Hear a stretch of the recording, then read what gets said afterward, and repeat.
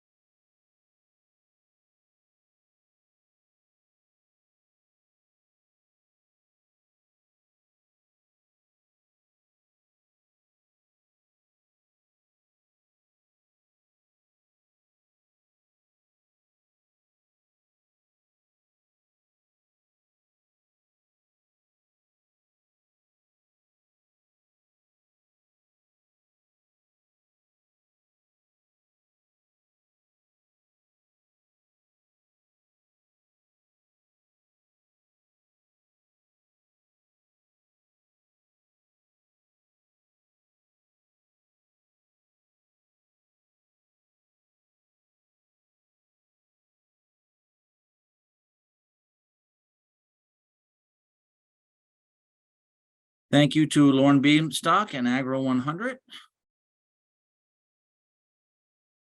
Next up, we will have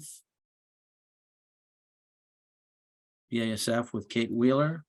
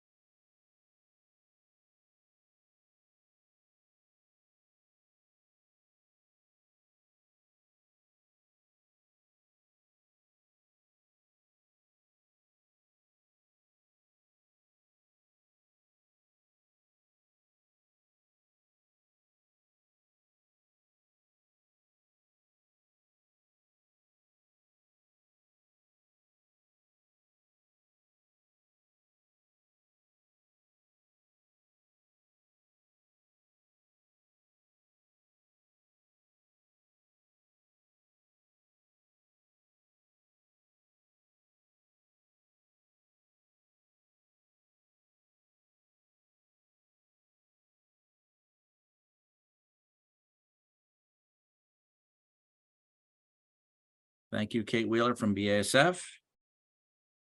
All goes well, I can get the next to play, and it is going to be a video. from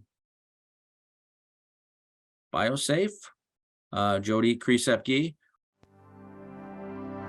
Good afternoon. Thank you for taking the time to view this video to learn about two key products from the BioSafe Systems portfolio for apple production in the Northeast. The first product is Parka, a cuticle enhancement product that can reduce cracking and improve fruit finish. It's comprised of phospholipids and polysaccharides that supplement the cuticle, both in fruit and on the leaves. Cultiva and BioSafe Systems have signed an agreement for BioSafe Systems to sell this product in the eastern United States. In this 2022 study, 2 applications of Oxidate 5 and Parka at 2 and 4 weeks before harvest led to higher percentages of fancy and extra fancy color in Honeycrisp. As you can see here, these 2 applications increased the value of the fruit by $2,500 per acre compared to the untreated control. In fact, you can see that adding Parka and Oxidate 5 to the spray program improved fruit finish and the value per acre regardless of rate or timing. The next product is Kahlke FT. Kahlke FT is an advanced liquid nutritional and crop enhancement product for a wide range of agricultural and horticultural crops. The unique patented technology in Kahlke FT improves calcium mobility and distribution beyond the traditionally applied calcium products to support better crop health and performance. In this 2022 study, Kahlke FT was applied with the standard calcium program in Honeycrisp. This program increased the value of the crop by $2,100 per acre compared to the standard calcium program alone. Thank you for your attention and have a great season.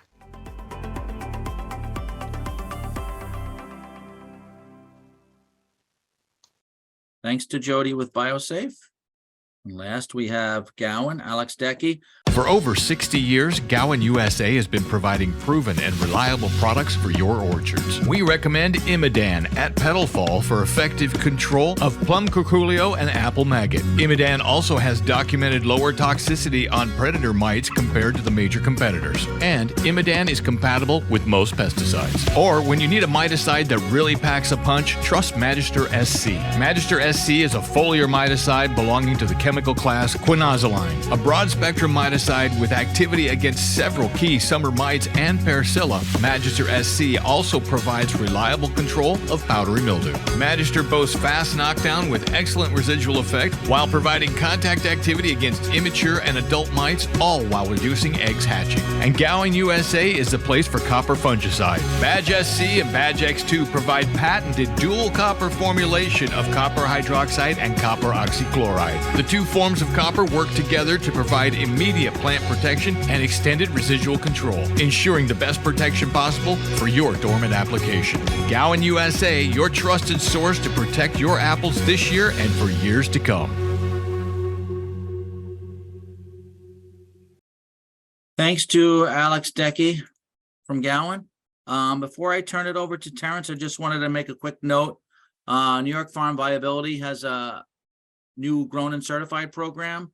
It was in the morning ag clips this morning. If you have questions, contact Eileen Randolph at New York Farm Viability. Also, there'll probably be some information forthcoming from our programs over the next few weeks. With that, Terence, I will turn it over to you to talk about managing crop load at green tip in full bloom for optimum results. Okay, thank you, Craig. Everybody see my slide and hear me? Yep, all good, Terence. Okay. Well, it's great to be back and talking about thinning and crop load management. I hope that this will be helpful. I'm going to talk for about 30 minutes. I want to start by just reviewing how I viewed last year. Last year in 2022 seemed to have a very heavy bloom for most varieties. Honeycrisp was in its on year, but we had such a heavy bloom and pretty good thinning, but all in all, we ended up with the largest New York State crop in memory. And so the final crop load, in my opinion, was too heavy. We got a lot of rain in September, which made fruit size fairly good. But because of that heavy crop, I think the trees are in a little bit different setting this year because of following an extremely heavy crop. Winter temperatures were warm in December and January, unusually warm, but we did have that cold snap in late January. We had -21 in the Champlain, -6 in Western New York, and -9 in the Hudson Valley. It's a little bit odd that Hudson Valley had colder temperature in that wind or in that cold snap than did Geneva. But to me, it appears there's very little winter damage, and it's still a little early to tell here in Western New York. But from what I gather around the state, there seems to be little damage to king flowers. They appear to be healthy. And so we're now coming into a thinning season that it looks like we've got pretty decent bloom generally, but I pick up that it's slightly lighter in most blocks than in 2022, especially with Honeycrisp blocks and Fuji blocks. So that will make it a slightly different thinning situation than what we faced last year. When we talk about thinning, I think it's important for every grower to try to define what their target number of fruits is before they start the season. Then you have something that you can shoot towards. And it depends a lot on really the size and potential of the orchard. I show here two pictures, a fully grown Honeycrisp on the left and a really fully filled out Gala on the right. Those two orchards have high yield potential because of their filling the space. And so in those two cases, I've identified for the Honeycrisp that a really good yield would be 1,200 bushels to the acre, and for Gala, 1,500 bushels to the acre. So the calculation is straightforward. At the Honeycrisp example, at 1,200 bushels to the acre, and assuming that we have 80 count apples, divided by the number of trees per acre, which in this case, I've used a 3x11 spacing, you have 73 fruits. If you're a tall spindle grower and have stuck with 12, even though I keep pushing people to go down to 11, if you're at 12 foot between row spacings, you have 1,210 trees to the acre. It gives you about 79 fruits as the target per tree. With Gala, where we can shoot for higher bushels per acre, but smaller fruit size, I've targeted 100 count fruits, and at that same 3x11, it gives about 114 fruits. If you're at a 12 foot spacing, it gives about 125 fruits. So with that in mind, it's important, as you did pruning, to have pruned somewhere to leave relatively few flower buds where there's a lot of bloom, and where there was not very much bloom to leave almost all the flower buds. So those two examples I gave with Honeycrisp first, if our target is 73 fruits per tree, we like to leave twice as many flower buds as the number of fruits. So that would be somewhere around 146. Many Honeycrisp blocks that I've looked at are either at that or slightly lower than that because of the extremely heavy crop last year. But if you're in a situation where Honeycrisp is in the on year and you have 300 or 400 flower clusters, never leave more than 200 flower clusters on a tall spindle Honeycrisp tree. It'll just get you into trouble the next year. With Gala, our target was 114 fruits. Here, we only like to leave about 50% extra buds, so times by 1.5, that's about 170 buds per tree. With Gala, likewise, if there's a huge number of flowers and we can't thin it because the weather doesn't cooperate or we just don't get enough thinning, we end up with small fruit size. So I suggest with Gala, you never leave more than 250 flower clusters on a Gala tree.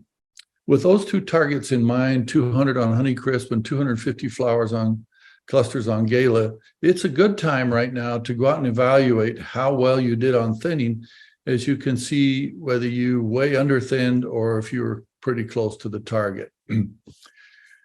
Now, this issue of how to estimate the number of buds has been problematic. Nobody likes to count buds on trees to help guide winter pruning. But we have been doing bud counting with computer vision trials this year with a company out of Ithaca called Orchard Robotics, and we've had, I thought, very excellent and promising results.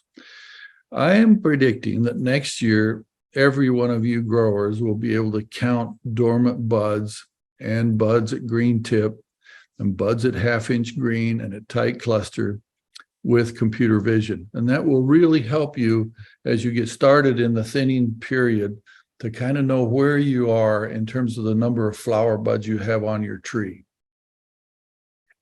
Now, why is it so important to control the number of flower buds through pruning? Well, there's three reasons. The first is that if you have an excessive number of flower buds, it divides the flush of stored reserves, which are nitrogen, carbohydrates, and cytokinins, that move up the tree from green tip on. It divides them into huge numbers of buds.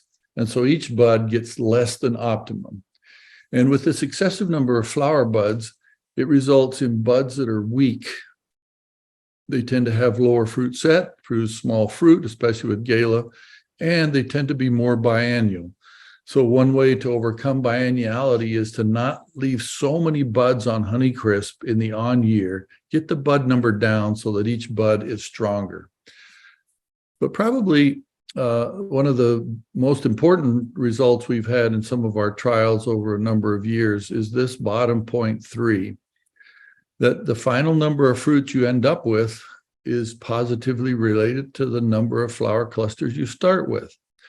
So in 2022, we had such a high number of buds, even though people thinned and then hand thinned, we still had a huge number of fruits on the tree at harvest. And that will pay for a little bit this year. Now, once we get that well in hand and we're ready to start into the thinning period, I remind you of this sequence of sequential thinning sprays that we recommend starting at bloom. Bloom thinning is still not widely accepted in New York, and I continue with this presentation to push more of you to do bloom thinning. As I look at the forecast, it does not look like there's any frost in store for us, and we may have just a wonderful year to do bloom thinning. This meeting is timed so that those in the Hudson Valley can use bloom thinning. And talking with Dan just a few minutes ago, there's early bloom on some varieties, maybe king bloom on some of the earliest blooming, but many of the mainline varieties are still with the first flower opening, but mostly at full pink. So there is time to start to plan to put on a blossom thinner. That should then be followed by a petal fall spray, and in most years followed by a 10 to 12 millimeter spray. There's a few years where we get such good results out of bloom thinning and petal fall spray, we're done. We don't have to put anything on at the traditional timing. But that's 1 year out of 10, maybe. Most years we do have to come back with that spray at 12 millimeters. And then in some years where things just are not thinning very well at all, we have to come back with a final rescue spray at 16 millimeters. And you can see and highlighted in yellow that we try to time those sprays based on degree days following bloom. I think now is the time to prepare to apply a blossom thinning spray. Blossom thinning, I think, is one of the key methods to help alleviate biennial bearing in Honeycrisp and in Fuji. But it also has a wonderful result with Gala to improve fruit size. Now, we suggest that you use the pollen tube growth model, which is online at the NUA website of Cornell. But in New York, where we don't have any registration for lime sulfur, we are limited in a legal sense to using only ammonium thiosulfate, or ATS. ATS does not thin as well as lime sulfur and oil. Thus, we've settled on trying to spray it a bit earlier than what the model suggests. So if you know the pollen tube growth model, it grows from 0 when the flower first opens to 100%, meaning that the pollen or tube has grown 100% down the style. But we think we should spray at 60% with that pollen tube growth model. The rates are between 2.5% and 3%. Some years we get a decent response at 2%. I'm afraid to go over 3% because of leaf phytotoxicity, and sometimes it's excessive. And that's, I think, related to temperatures when you apply it. This product burns the stigma of the pistil. It doesn't seem to cause any fruit finish, but we typically will see some mild leaf burning. In fact, I like to see leaf burning a little bit because that helps me know that I applied enough product to get a response. Generally, it requires 2 applications based on the pollen tube growth model. The first one applied at 60% after you start the model, and the second one applied again at 60% after you start the model. If things go right, you can get a substantial amount of the thinning job done with these 2 applications of blossom thinner. Now, technically, it's not registered for use as a thinner in New York, but it is a foliar nitrogen fertilizer and can legally be used at bloom time as a foliar nitrogen fertilizer. Why is it so important to do blossom thinning on Honeycrisp in particular and on Fuji also? It relates to the seeds. Now, seeds produce a hormone called gibberellin, which is the anti-flowering hormone. It inhibits the flower formation for the next year. When you start with a huge number of fruits, they have 10 seeds in each little fruitlet, and that huge number of seeds creates so much gibberellin that the whole tree is inhibited from flowering.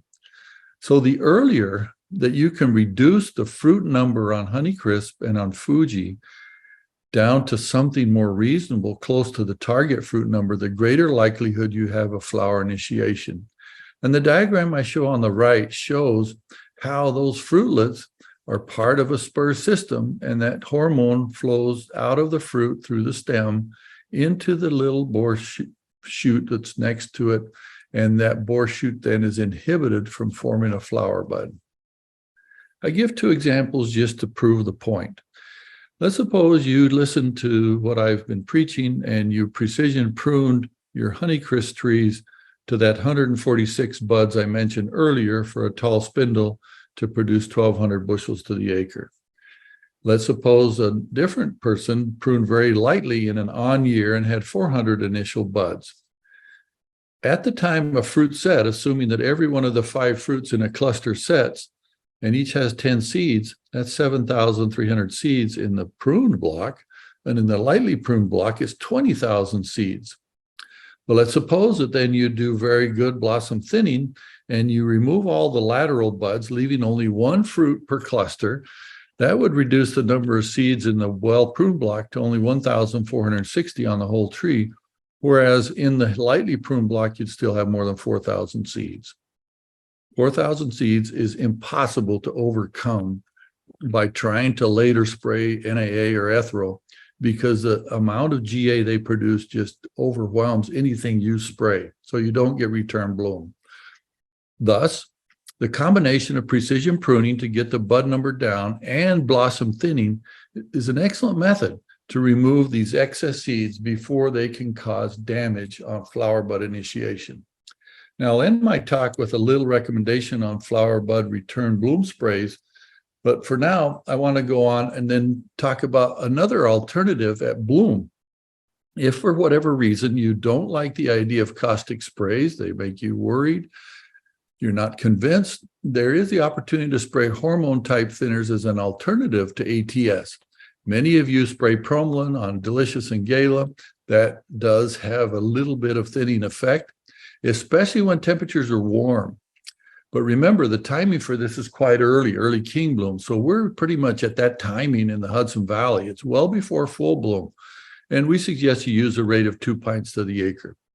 Now in Western New York, we're not anywhere near that, but we have some 80-degree temperature, high 70s, 80-degree temperature. We might be at that point by Saturday or Monday. But another good alternative to ATS is to spray either NAA or NAD. Both of these at bloom are very safe. In fact, they do not ever over thin.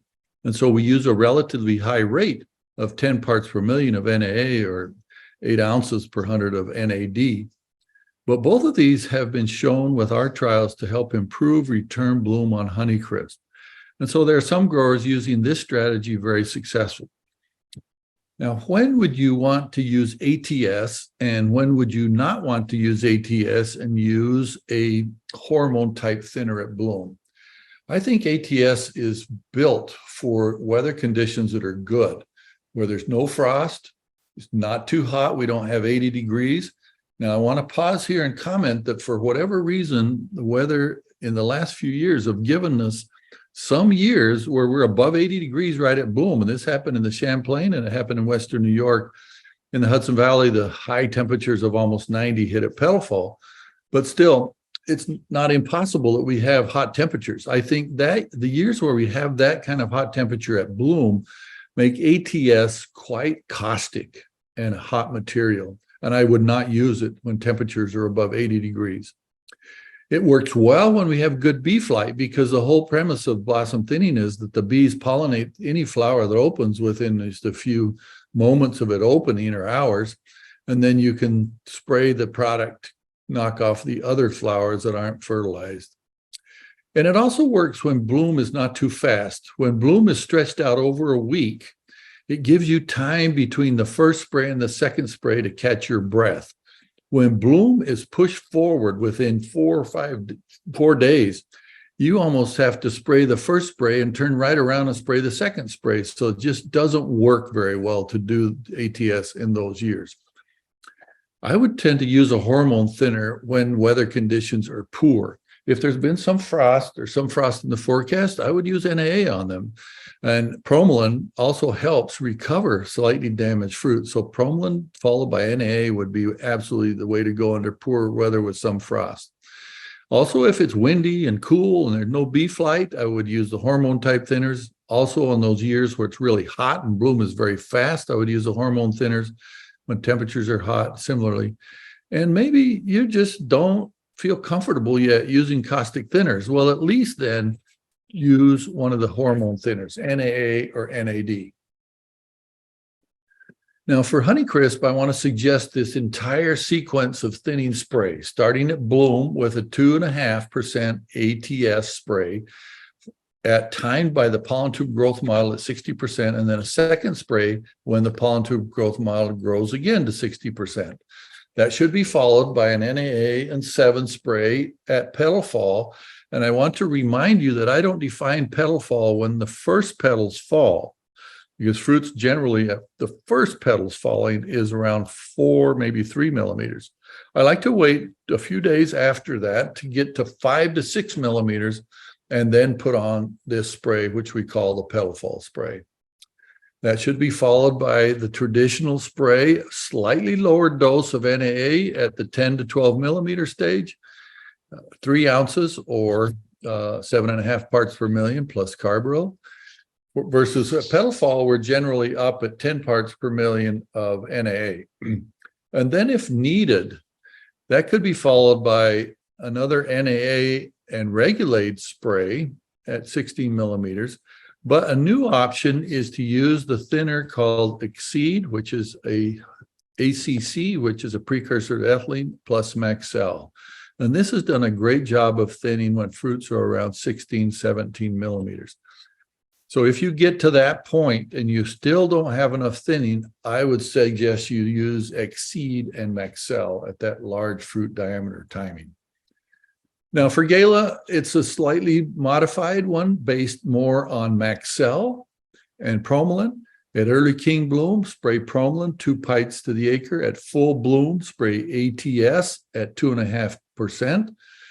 At petal fall, it's similar to the Honeycrisp. We like NAA because at this early timing, Maxell often doesn't work. There are a few years it does work, but most years it doesn't because it's cooler. So NAA and 7 works well there. But then when we get into the main thinning spray at 10 to 12 millimeters, a full shot of Maxell and 7 often gives us the best results. And if fruits get too big and we can't get the fruit off, then this Exceed plus Maxell spray that I mentioned with Honeycrisp is really useful and valuable.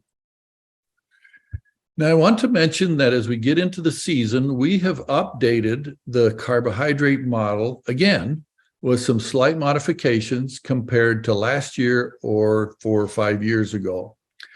This is what the carbohydrate model looks like on the NUA website. And I've highlighted several columns there. The first column in blue is the carbohydrate balance for the day. The next one is the 7-day weighted average. I've changed that this year to a 6-day weighted average. So you'll see that when you log on to the Malusim or the carbohydrate model on NUA. The last data column is really the degree day accumulation that we use to time when to put on the pedal fall, or when to put on the 12 millimeter, or when to put on the 16 millimeter spray. And so just keep looking at that. It will forecast 7 days forward, so you can try to see when you're going to get the amount of degree days you need for the next spray, and set up a schedule. The last column is my suggestion on what to do with rate, depending on the carbohydrate balance. And you'll also see in that column a little colored circle showing whether we expect low risk of overthinning or there is some danger of overthinning. Now, this model is extremely valuable, and I showed this at different fruit schools, but I want to show it again here because I felt like in 2022, as well as in many earlier years, it was extremely valuable to prevent overthinning. Now, as I mentioned, we've had 2 or 3 years in a row of heat around the thinning time, either bloom, petal fall, or after. Well, last year, the heat arrived in the Hudson Valley right at the petal fall timing. And you can see in the top chart that produced a very negative carbohydrate balance of about minus 70 grams. Anything more negative than minus 40 is worrisome, but minus 70 is huge and could potentially have led to overthinning. That heat arrived earlier in Western New York. It arrived close to full bloom, where we had deficits of around minus 33. And in the Champlain Valley, that deficit of about minus 60 grams arrived at peak.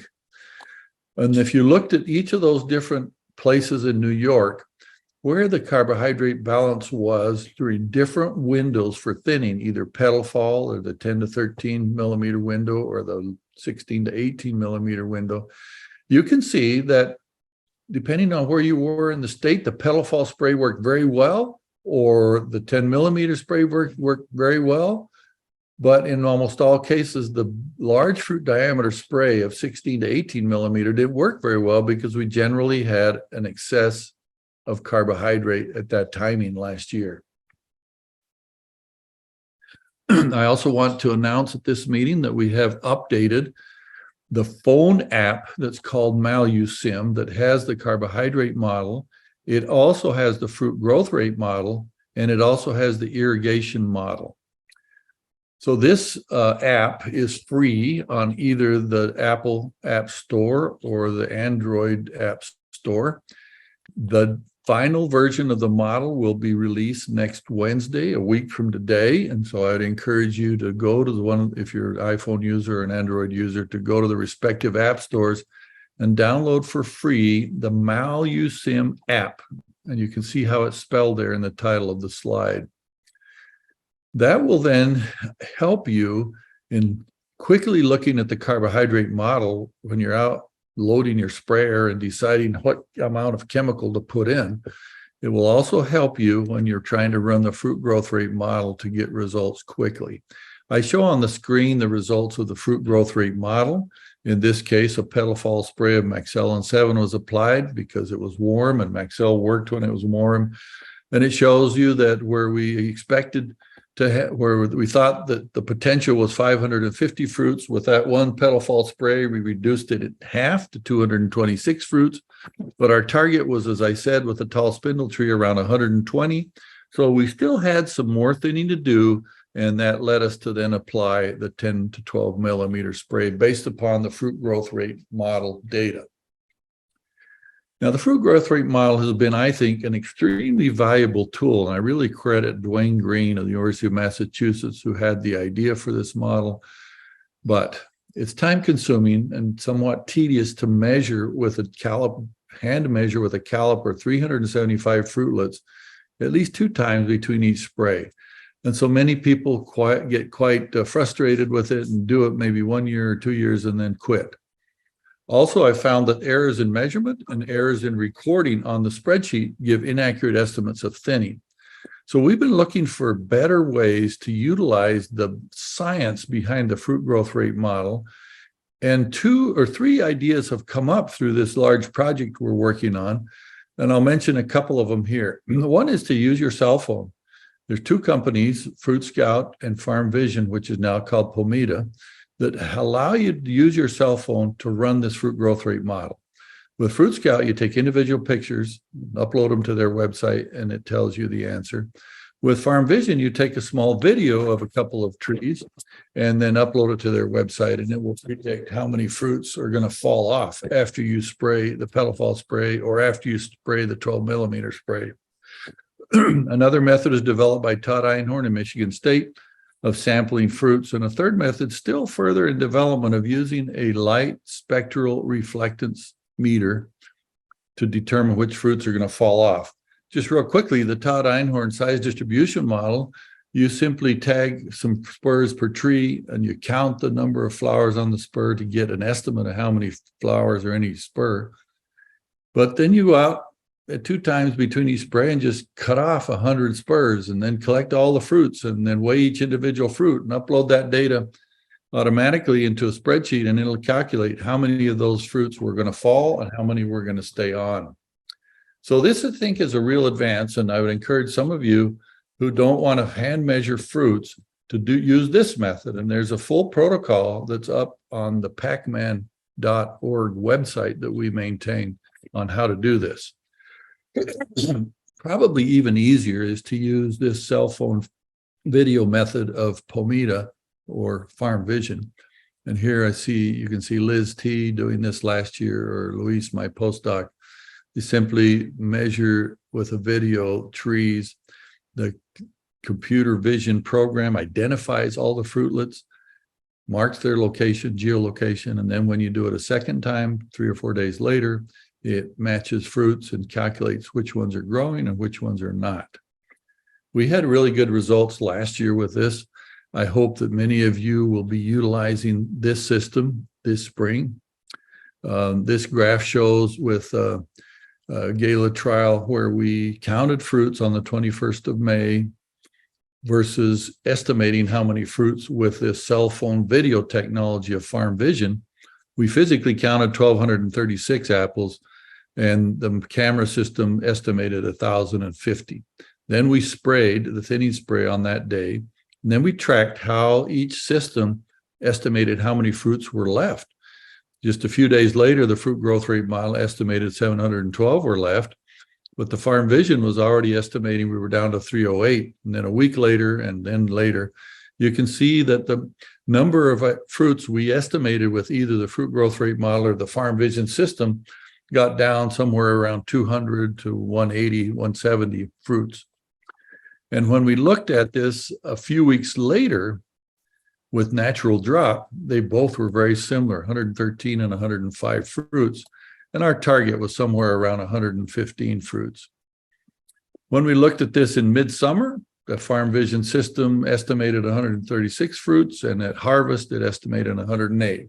So the system worked quite well in predicting how well the thinning spray that we applied on May 21st worked.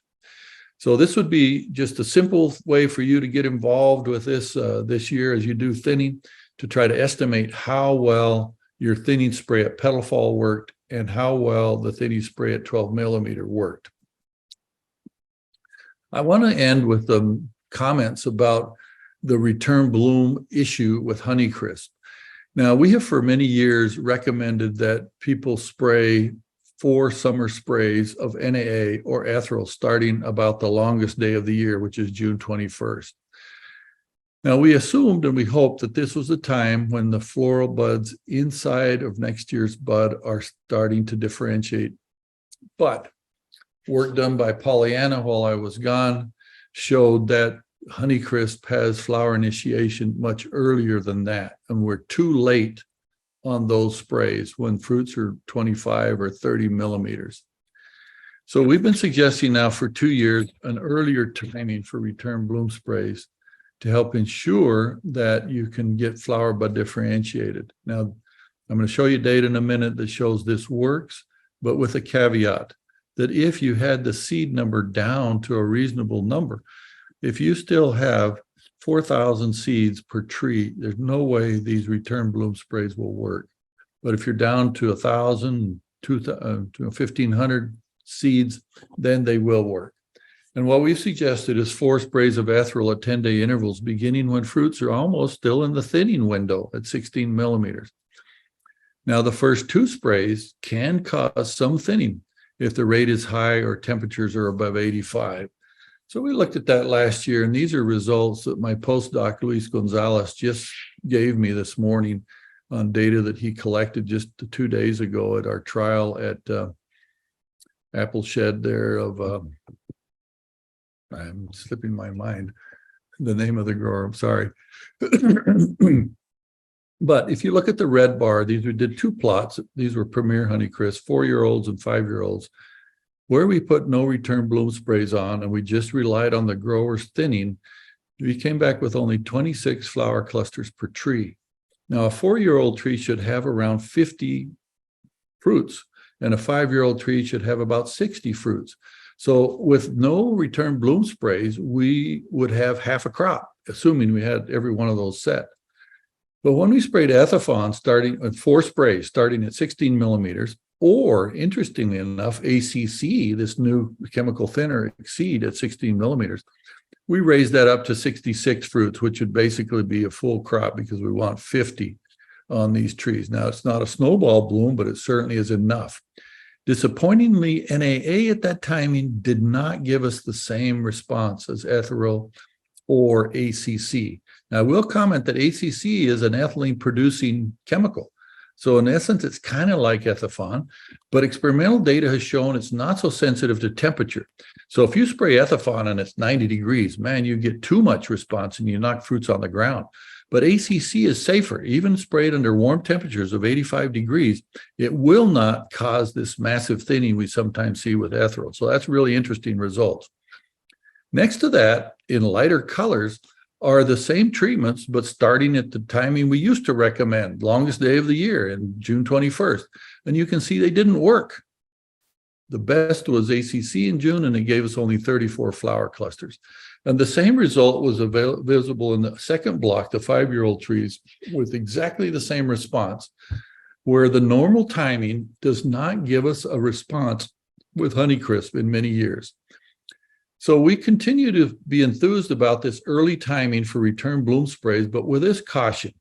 We did see some small additional thinning where we used Ethifon at 16 millimeters. We're still kind of within the thinning window. We're using a low rate of Ethifon and a low rate of ACC, and either one of those will give some response in return bloom. Now, just for kicks, we tried ACC at bloom and petal fall. That's the last column in each set, the orange one, and it did, when we sprayed ACC at bloom, it gave us some additional flower response on the 4-year-old trees, but not on the 5-year-old trees. So we suggest this kind of a spray program for Honeycrisp. Now, this assumes that you've got a lot of bloom. In a light crop year, you might only have enough clusters to have just barely a crop. But where we've got good bloom, we suggest spraying ATS twice during the bloom period using the pollen tube growth model at 2.5%.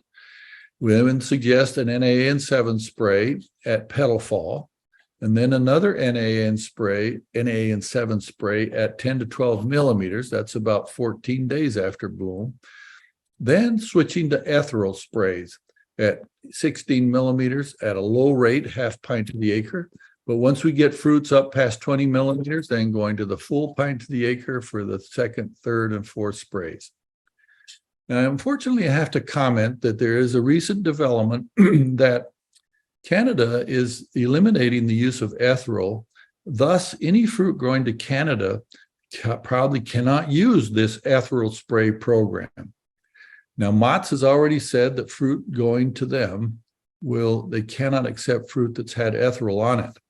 Now, I still want to work with them because I think they're mostly thinking about ethereal near harvest. But ethereal this early near bloom will have absolutely zero residue by harvest. And in fact, if you don't want to use ethereal, ACC will work, as we showed in that previous slide, to give return bloom. And absolutely, ACC has no residue at harvest. Just a couple of additional tips.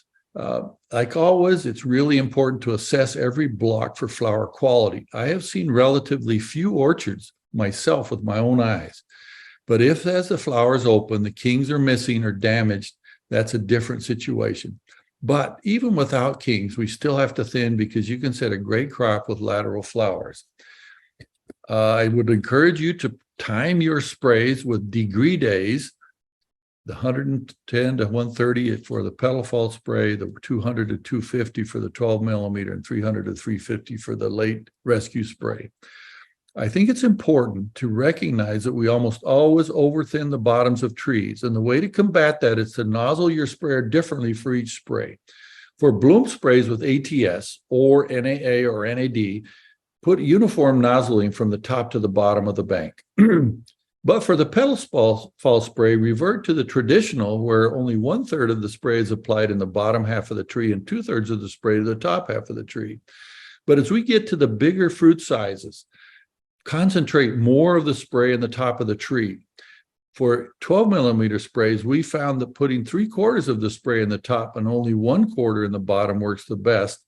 And if you go to this rescue spray at 18 millimeters, don't even spray the bottoms, put the entire amount of spray in the top of the tree. Lastly, there's always questions about surfactants like Regulate. It's proven that Regulate does increase the response of NAA in particular. Now, not so much with Maxell because Maxell comes preloaded with a surfactant. But if you have a situation where there's no carbohydrate deficit and you're not going to get very good thinning, then adding Regulate to NAA will help. But whenever there's a carbohydrate deficit, it's dangerous to put Regulate in the mix. And so don't add any surfactant when you're spraying under the situation of a carbohydrate deficit. Thus, it goes back to how important it is to have this app on your phone, the MaluSim app. Look at it. It takes 15 seconds to look at before you load your sprayer, before you happen to put Regulate in. Don't add oil ever, except if you are at the outer limit of thinning and there's still too many fruits at the 18, 19, 20 millimeters, then adding a pint of oil does help improve thinning. That's my presentation for today as we get geared up for this thinning season. I want to say that we'll probably have an in-field meeting in each one of the parts of the state when we get closer to the 10 millimeter fruit size, and we'll talk about it more then. But thank you very much for your attention today.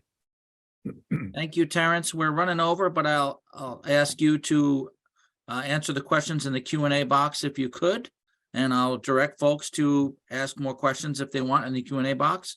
I'm going to turn it over to Janet to introduce our next speaker. All right, great. Thanks, Craig, and thanks, Terence. So we're going to turn it over now to Dr. Monique Rivera. She's I say new, but it's been a little over a year now, the new tree fruit entomologist here at Cornell Agritech. And she's going to talk about pink insecticides and pink insect management. So with that, if you want to go ahead and start sharing your screen, Monique. Perfect. Looks good. All right, awesome. So let's get right into it. I think I'm going to be able to catch us up.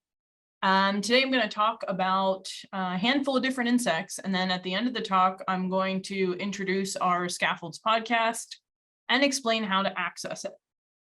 So let's jump right in with San Jose scale. So the goal really here is to prevent the establishment of the sessile armored stage. So once they get that covering, it is really hard to get access to them with whatever product you're spraying. So there's really 3 key points for interrupting their life cycle. So first, in the dormant stage, this is a great time to target them and eliminate the population before full inactivity underneath that covering. And then the immature crawler stage. So this is going to be a great time for them to be exposed and to apply an insecticide and get great efficacy. And then lastly, to interrupt their mating. So their development of populations, like all insects, is dependent on mating. And what is kind of scary about this pest is that they can have rapid population establishment. And once those scale coverings get established, they become even more difficult to control.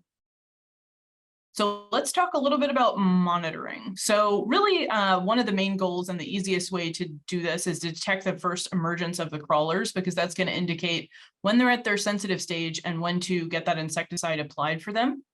It is necessary to scout. I would, in particular, focus on blocks that have had a history or you've started to see an infestation there. And the typical way to do this monitoring is to attach a piece of black electrical tape around an infested tree limb. And you do this in early to mid-June. I wanted to mention that also available, if you know that this is a problem in your orchard, there is a sex pheromone trap available, and those could be hung right now. So with the tape monitoring, you want to look at that twice a week. With the sex pheromone trap, you're going to look for the emergence of the first male. So that's going to indicate that the season has begun for them and that mating will occur at some point soon. When you're looking at the black tape, it is definitely useful to use a 10x hand lens. So let's talk a little bit about treatment options.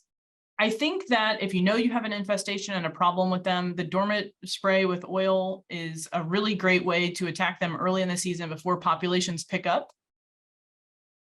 So you really want to get this applied at the dormant stage of the insect. So you basically smother them with that 2% oil. If you have a particularly bad infestation, adding a steam, which is a growth regulator, will enhance control. So at this point, the dormant spray with the 2% oil, the real goal is to get total coverage on the woody material.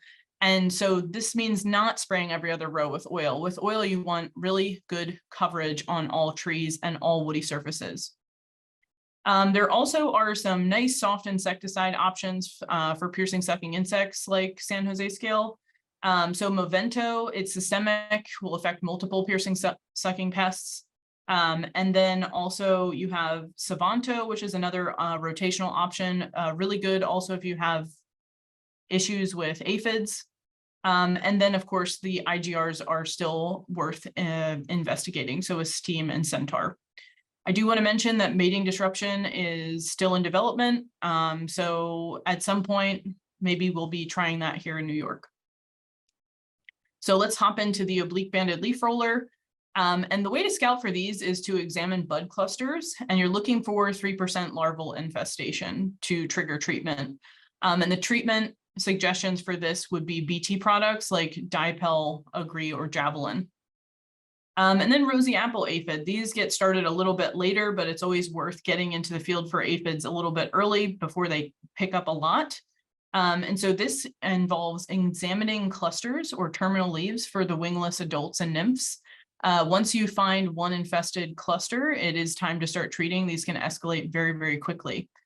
So again, with the treatment suggestions, the dormant oil can help get ahead of these by smothering out the eggs and other immatures that may be around, or insects starting to move on the warmer days. And then Movento, Savanto, and Assail are other options.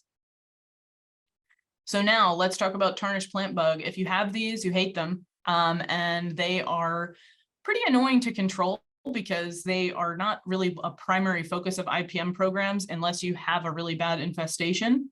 But if they feed sufficiently on buds and flower parts in the spring, you can really have possibly aborted fruit. And they have 2 to 3 generations per year here in New York. So they are active early in the season on warmer days. So last week was a perfect time for them to get started. So if you do have problems with this pest, it's time to start thinking about how you might control them.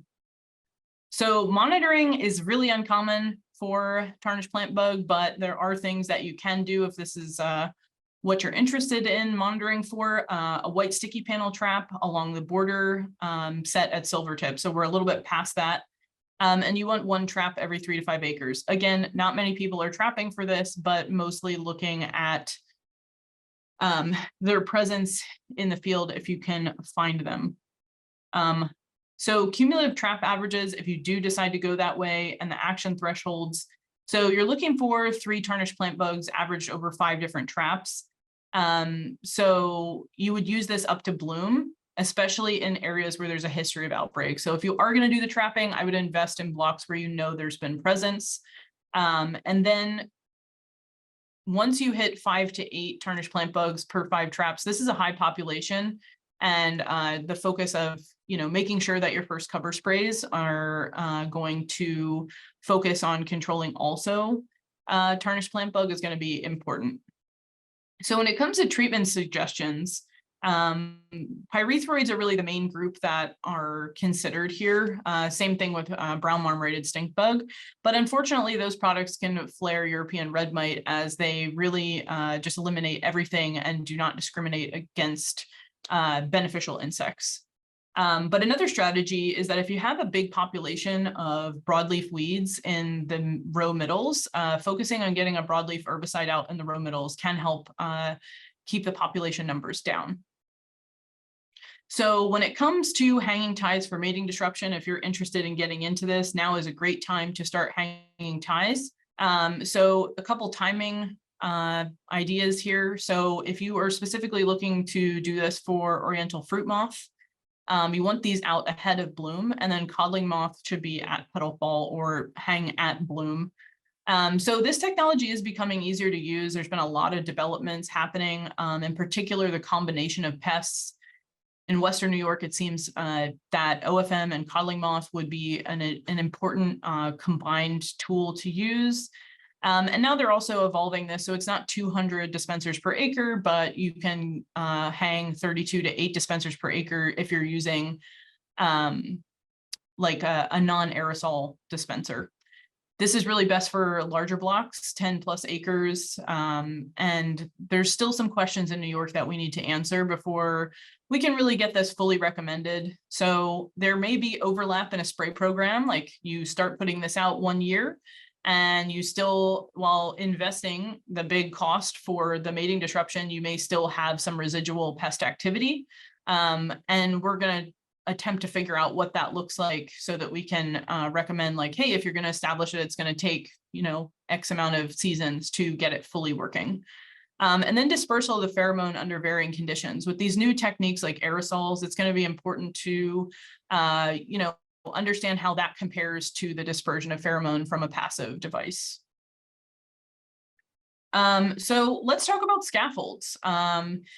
This is an idea that I had when I was coming here, because I feel like it's time to get these real-time seasonal updates in quicker. So the goals of the podcast are really to update seasonal things that you should be thinking about in real time. That could be insect related, disease related, or other management issues. And the goal is also to replace the scaffolds newsletter with a format that's faster to deliver. So we are available on most places that you can get podcasts, but I'm going to run through a couple examples. So the first purple icon there is Apple Podcasts. It's a free application on the Apple App Store. And once you open that, you can just search scaffolds and you can see us there as the only podcast being called Scaffolds. And then as you get further and click into that, there is a follow button up at the top. And when you click that, you should see that check mark, and it'll actually bring up another screen that asks you if you want to allow notifications for the podcast that you're following, in this case, Scaffolds. The other way to do this is go to those 3 dots in the upper right-hand corner and make sure that the notifications for the podcast are turned on. So lastly, for Android users, Google Podcasts is one of the primary ways people seem to be accessing this. And so I did make a QR code to scan that gives you instructions for that, and also included here an image of what that application's icon looks like. So with that, that's all I have for today, but I am happy to take any questions that you may have. Great, thank you, Monique. So I think for the sake of time, we're going to keep rolling over to Kerik for now, and then if we have any questions by the end, either you can pop them in the Q&A and Monique can answer them in there, or we'll have time maybe at the end of the presentation. So great, thank you, Monique. And we're going to turn it over now to, it looks like Kerik and Liga are both going to present. All right, yeah, Liga's going to start us off. We're going to share the screen. Mm-hmm.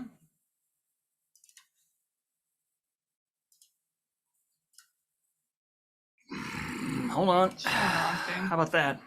Perfect, that looks great. Cool. Do you want to start the thing, or? All right, cool, yeah. Whoops, sorry, it's going. I'm moving our participant window so we don't look silly. But yeah, go ahead. Liga's going to kick us off with some apple scab. First off. Yeah. Wait, this is not going now. Gotta All right, click on cool. it. Yeah, so we'll start with apple scab. So this was another mild winter, like the last one. So there was very warm weather in November. until January. Got kind of a little bit colder in February. And then we got some snow finally in March, but there were a lot of warm days, so like the snow cover like never really stuck.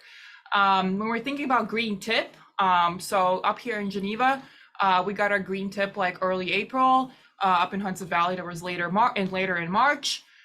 So there was a lot of cold days, but there was like these like literally like small short bouts of hot weather, but not really like any spring freezes. So the season started really quickly and is progressing extremely quickly. So up in Geneva, we're in tight cluster. Definitely, we might be in pink by end of the week. With maybe next week. I It hope could not. happen. I just don't want it to happen. No. Liga.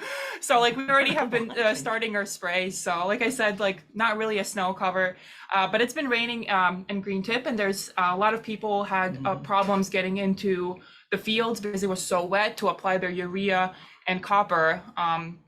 So I'll talk a little bit about the disease forecasting update. So basically up until now, there's been like 2 major infection events, or there's one has happened and there's another one happening this weekend. So this past weekend, there was a projected 15 to 20% ejection event, but it might have fizzled out. We went out and sprayed ourselves Sunday because it showed, there's going to be 17% ejected Monday because of the rain coming. But what happened, the rain came at night, so ascospores were not able to eject at night. So the infection rate might have fizzled out. Some might have still happened. And then there's another one happening this weekend. It's somewhere between 10 and 15 based on where you are located. So it is coming.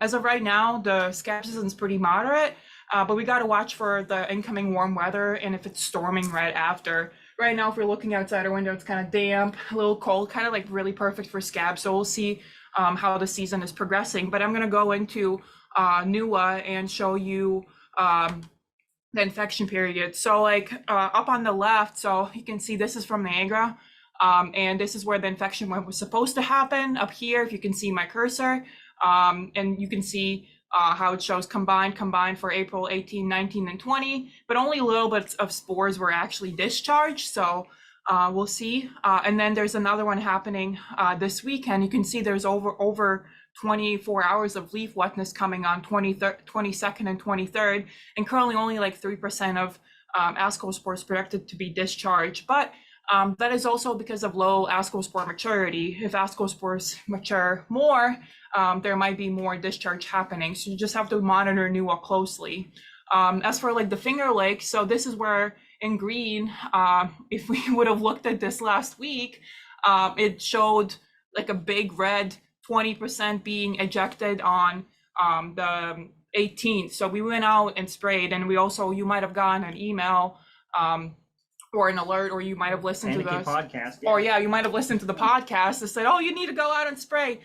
So we freaked out too. We went out and sprayed too for our disease forecasting trials as well. But if you look at it now, like only like 3% maybe got discharged. But look at all that leaf wetness over here. But there is an incoming coming this weekend, like I said, depending where you're located.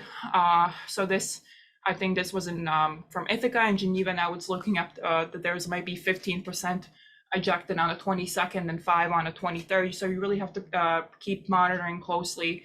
And if we look at like all the leaf wetness that is being predicted. So even though like you can see here all the rain that happened, like a little bit less than an inch, we still didn't get the discharge was very small because it rained during the night. And then I'll also show you Wayne. So Wayne, like we still had 7% being discharged, and then there's another incoming this weekend. So we have 8 and 3. So this might change as we're getting closer to the weekend. So we might have to send out another disease forecasting update to you all. But we will see. So basically like because the forecast, the first and the 1 and 2 and 3 days out is more reliable than it is like 4 or 5 days out. So we'll see what is going on. But yeah, so we got to monitor closely. All right. Yeah.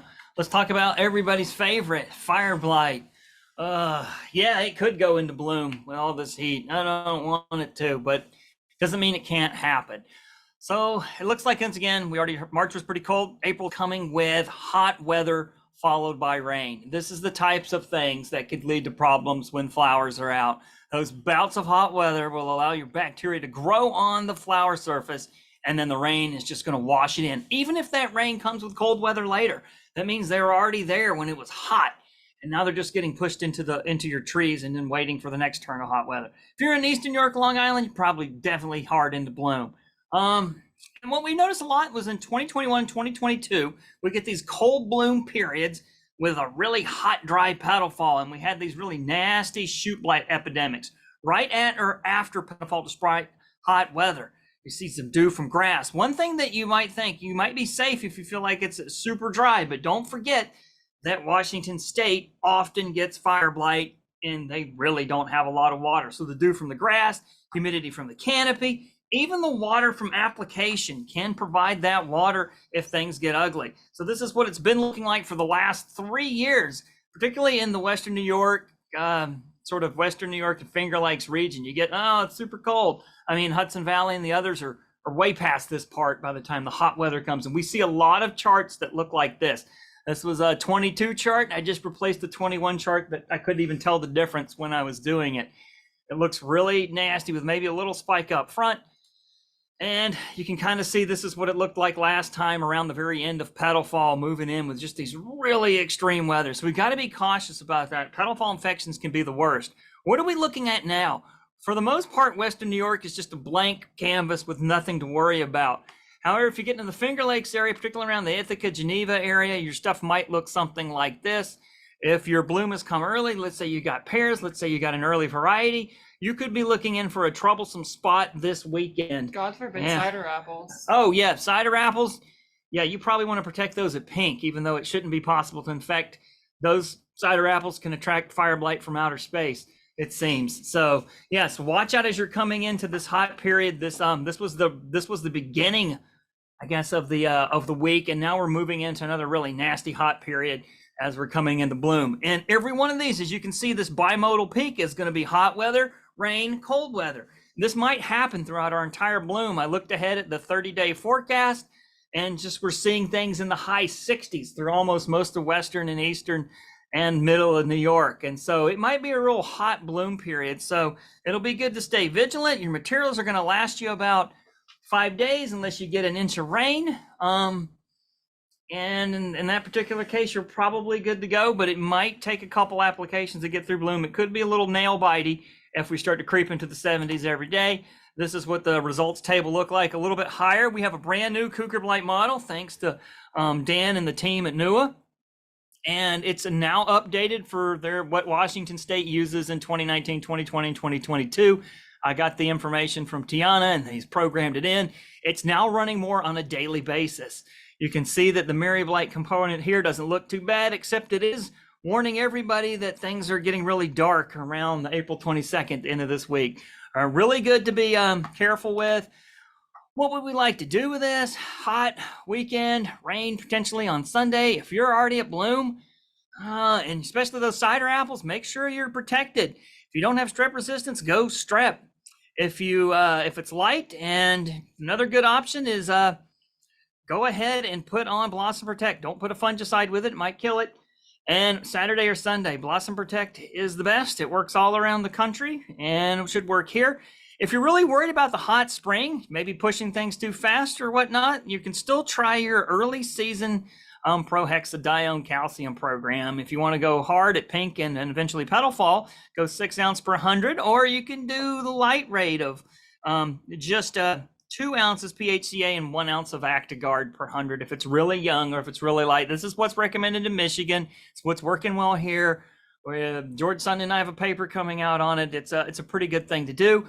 And that's the majority of our slide type presentation. But Liga wanted to make you aware of a couple resources on our website. Yeah, so you might sometimes be wondering, where is all this disease forecasting coming from? So all of our disease forecast updates for all of the regions, you can see if you just type in Cox Lab Cornell, this is going to pop up. This is our homepage right here. And then you can just the first things that will pop up, these are all of our disease forecastings, and then the newsletters are under right here. So Kerik just sent out one a couple of days ago about the fire blight season recap, basically what he just talked about right now. But then if you're looking for disease forecasting, so all the disease forecastings are over here. So we have started doing fire blight for some regions, but you can scroll down. There's all the recommendations for all the regions. And Monique talked a little bit about the podcast. So the podcast is also on Spotify. So if you literally type in scaffolds, you can see all of our podcasts up here. So we're trying to get the information out to you guys as soon as possible. If we have an emergent one like we did Friday, we just send it out to you. So yeah, that's I think that does it. We'll stop the share. I think there's a question. Oh yeah, it looks like it. Let's hope it's not for us. Let's hope it's for Monique. Oh, thanks, Mike. So it looks like it is for you guys. ATS, streptocummin, and fungicides all need to be sprayed separately during the bloom period. Can any be combined? With Blossom Protect, there's a few that are safe that are listed on the label. Other than that, it's kind of anxious. We're doing some research now, looking at mixes and mixing this stuff up together and seeing if it's enough to actually completely make the product not work or not. But some of that stuff is still ongoing. So at this point, if you're going to go Blossom Protect, don't do it. But if it's Cassumin or anything else, you're okay to go. Or strep, you're fine to use them with fungicides in general. Don't get oily tank mixes. I mean, you heard Monique say the word oil. You just don't want Captan anywhere near the oil. Anywhere near oil around bloom, and you'll get all that extra thinning you don't want. Or any number of bad things will happen to knock all the flowers off the tree. Yep. So in general, it's just Blossom Protect because it's a fungus, and if you mix a fungicide with a fungus, the chances are it might diminish in effectiveness. Might kill the fungus. Might kill the fungus. Yep. Great. So that's all the questions that we have in there so far. So I think you can correct me if this is wrong, Craig, but I'm guessing that we'll now just open it up to any questions for anyone. Certainly, yes. We have about 10 minutes left. You can unmute yourself and ask the question, or you could throw it in the Q&A box. We will give it a little bit of time. Craig, can I make a quick comment? Certainly. So Dan wasn't able to join us today. He's rushing to get some field trial set up, but he did want to make a quick comment for bitter pit suppression with apogee at pink. So he's saying that, the ideal time for Orange, Ulster, and Dutchess counties is going to be this Friday, April 21st for that application. And that rate is 6 ounces per acre of apogee for that bitter pit suppression. And for other regions, he suggests really shooting for that full pink, not early pink. When temperatures are going to be, on the warmer side, sort of the mid 60s and up. Thanks, Mike. We do have a couple of questions in the Q&A box for Kerik. Just mentioning that Howler's not a bad project to use. Thea has also been performing pretty well. I just got off the phone with my former graduate student. It said it was one of the few that really knocked down epiphytic populations and bacteria. We're starting to looking at bacterial colony populations after using some of these products as a way to explain their effectiveness. And she happened to mention that their other product, Thea as well, was also very good at taking down populations in flowers, which is, there's a lot of different ways you can stop fire blight, but when you see the populations drop, it's always a good sign. Some of the other materials that have removed populations would include the oxidate as well. Now the Blossom Protect just competes for the most part, or potentially turns on some defenses. And so in that case, that seems to be how that one works. And of course, the antibiotics, they kill.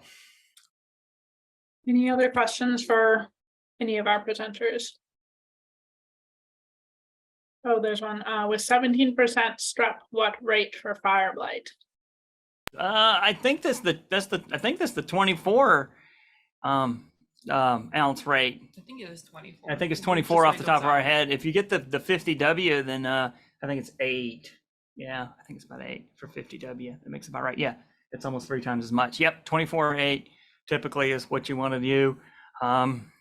Yep, and make sure as you adjust your volumes to try to hit those target ppms that are mentioned in the label, which can make things confusing and frustrating. And let me tell you, the specialists all across the country still argue about the right amounts to put in these things when they start seeing per acre rates, gallon ranks, and ppm. So don't feel like you're asking a silly question. Yep. There's a note in the chat box from Aileen at New York Farm Viability. The new New York State Grown and Certified grant program is in development and RFPs will be released later this year. They're working on it, but you can take a look at the requirements to become New York State Grown and Certified. Making sure your financials are organized and your business plan is current would also be a good way to get ready. More information and a sign-up form to be notified when the RFP is released. Just go to their website. It's www.newyorkfarmbynyfi.org. I'll re-put it in the chat box. Good note from Mark Russell about the Einhorn method. They're going to try it this year. Setting the scale up to communicate with the computer was a bit of a struggle, so don't wait until the last minute. Yeah, I ordered the scales and there's a USB kit to make it connect and communicate with your computer, and those were back ordered through Fisher. So I think I'm going to get them in time to make the measurements. We'll also report our findings too. We're getting 2 scales, so Mario will have one in Wayne County and we'll have one in Niagara and Orleans. Greg, could you share how much you spend? Yeah, it's close so broad and all to that? between the scale and the USB. It's more like $600, I think. So it's an investment. Okay, everybody. I think we've exhausted the questions and we actually finished a little bit early. Greatly appreciated for joining us. Thank you for Eastern New York for co-hosting, and we will be editing and making this recording available through our YouTube channels very shortly. So look for messages through our 2 different programs. Thanks, everybody, and have a great day.